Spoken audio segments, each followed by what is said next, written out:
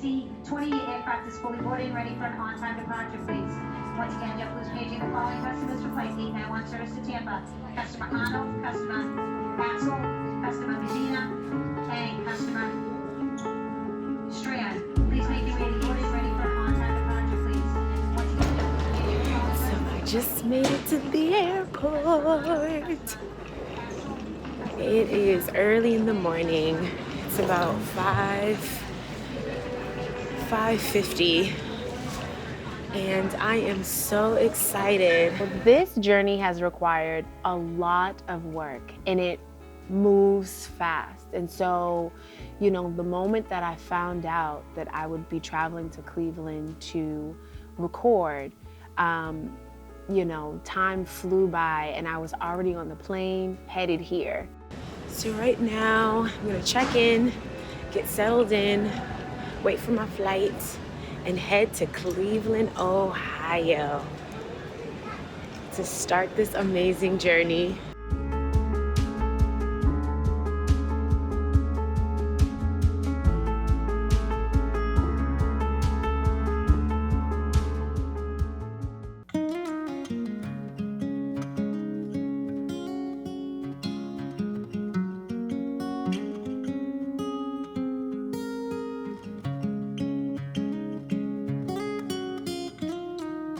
I traveled to Cleveland to produce my first single, first through Gary Lyon, who was a friend of the family. He came to me and asked if I wanted to work with him to get a single out. And I said, absolutely. So he put me in contact with Obadiah Baker with Tender Hearts Crusades. He's the founder. And he asked me to travel to Cleveland to record the single. Music is very special to me. I feel like music has been the foundation of my family. Whenever we have our gatherings, there's always music involved, whether we'll break out in song or my grandmother would play gospel music during dinners. Growing up in Boston, Massachusetts, I can remember a lot of singing, family gatherings, church, and it consisted of those three things pretty much throughout my childhood. We're a singing family. A gospel singing family. Her grandmom sings, her granddad sings, her dad sings, and also played the keyboard. And I also sung. I sung with Living Water, and she saw all that, so she's all familiar with everything that we do, and she grew up with that. So gospel is all that she really knows. The driving force that got me into music was definitely my grandmother. My grandmother, she would have me be a part of, if it was a choir, if I had to start playing the drums at church, anything that had to do with music, she would enter me in. I didn't have a say in it. She would just enter me in because she saw something in me before I saw it in myself. And so she definitely pushed me and gave me sort of like that motivation to seek out music and to do it. Ameris' grandmother, she was really close to Ameris. She gave her calls all the time just to see how she was doing. I remember one time growing up, she saw me preach. She did see me preach, and she was like, you need to be a preacher. And she saw me do a solo, and she was like, you need to be a solo artist. You need to be a singer. And so anything that she saw me doing and she saw that I did it well, she was like, go for it. You know, take it all the way, take it as far as you could go. My grandparents, my dad, my mom, come from the South, and one thing that we've always done are fish fries. We'd have fish fries every summer. Thanksgivings, we were together.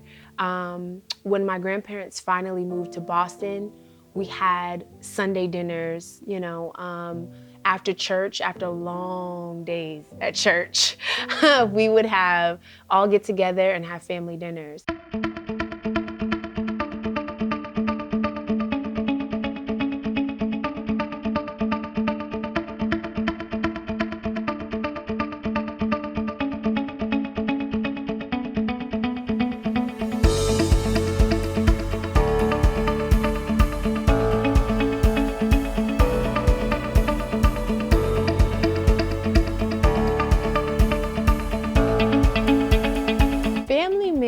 are everything. One way that I give back to the community is through food. We're really close.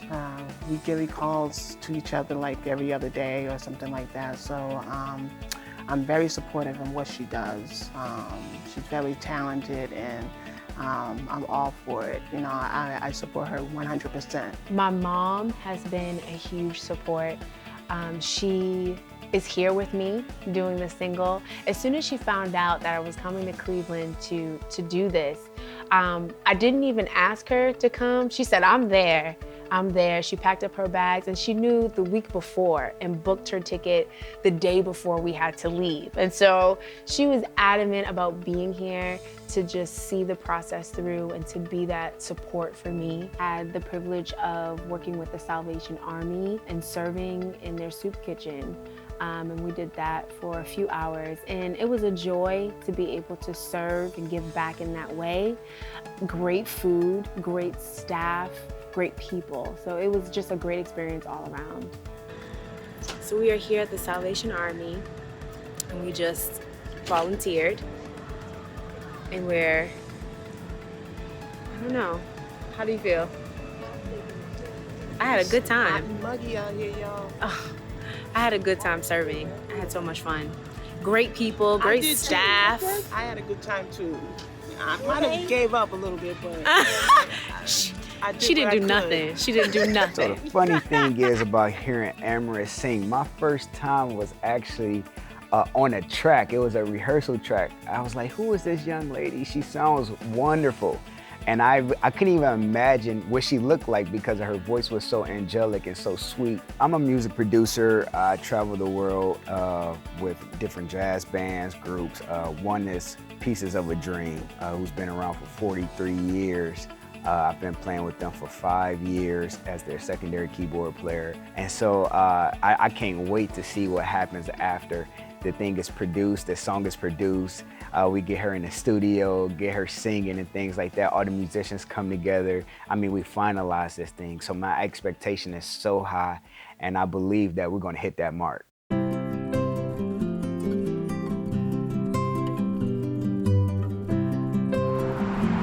So here we are, headed to the Rock and Roll Hall of Fame.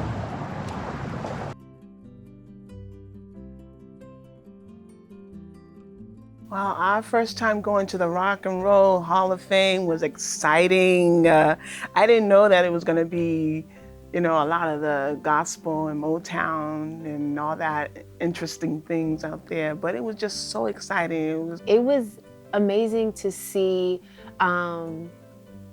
just all of the different artists starting from way back in the beginning. So starting from like Mahalia Jackson and Elvis Presley and Aretha, and just seeing kind of like how music evolved. Intruding. We had a great time. It was just beautiful. It was so beautiful. It was exciting. I don't even have any words to express because it was just like, wow. Like it was just super amazing just to see the journey of music, the journey of soul music, the journey of gospel, and the roots of it. And being in the presence of so many great legends, it was inspiring and motivating. And so it gave me a sense of, if they can do it, so can I. Well, the journey that Ameris is going through right now, putting this single together, it was, she has a lot on her heart, and she put it all on paper, and she put it all on recordings, and I think she should get it out there. I mean, what God has laid on her heart to do, I think she should share it with other people. My hopes for Ameris's future would be that I hope that she doesn't push away from what God is leading her, how He's leading her. I just hope that she don't forget where she came from.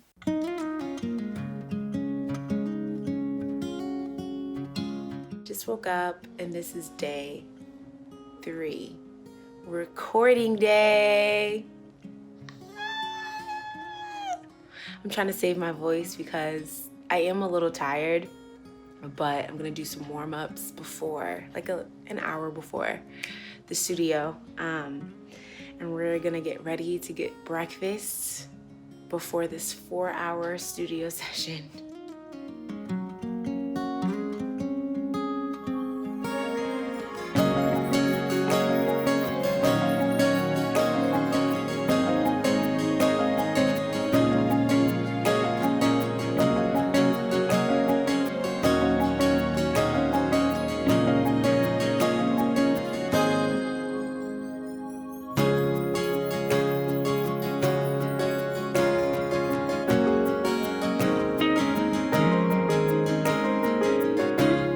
I believe Ameris could go as far as she wants to go. Her heart is pure. She's very sincere. She's a genuine person. So people are attracted to that. And then this is ministry at the end of the day. She wants to do ministry. So the genre, her population is people who are connected to God. This is kingdom music. It was a privilege to meet and work with George. He's super talented and has been involved with music for a very long time. I'm a church boy. I grew up in church. I'm Baptist, born and raised. So when it comes to gospel, that is where I sort of shine the most. And so it was a privilege for little old me to be working with him. And he was super down to earth too. And so he made it easier and definitely helped me with building up this song and making it meet its highest potential. That I was the lead. It's been a pleasure working with Ameris and producing this track, allowing her vision to come to life. The lower harmony though. So, are we doing Longing For and? Yeah, so I think we're just gonna do it on the second part of the chorus. Ameris nailed the track. I mean, she did it with so much boldness, and so she courageously just executed this track very well. So I'm excited for you guys to hear this track, this single. I'm confident she really gave it her all. I mean, you're gonna feel this song.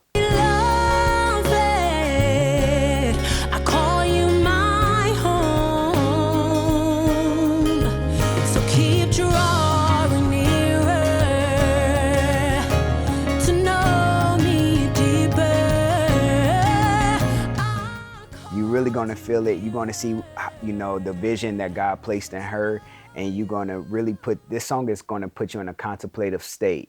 You're really gonna think about your relationship with God. I promise you. You might have a transformation right in your car. Who knows? I went in a little bit nervous at first, but everyone has been a joy to work with. George was a huge support, as well as the engineer, and you know, they prepared me very well to be able to put my best foot forward. She allowed me to be creative, and we were sharing different opinions over the phone. She's from Boston.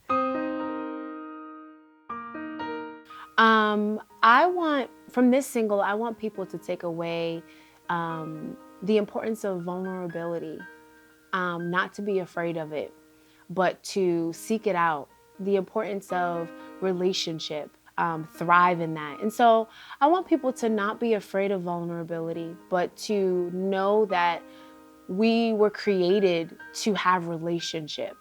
I believe that I can reach a lot of people as long as I stay true to who I am and my sincerity in my music. It's more about serving people and putting out a message of love, a message of truth, you know, a message where people can connect, you know, with just life and struggle, and also just serving the soul. I mean, it's been an extreme pleasure working with her in this project that will be released soon. You know, that's what my goal is, and that's what I want to continue to do with my music in the future. So it's not about fame. At the end of the day, it's about serving people.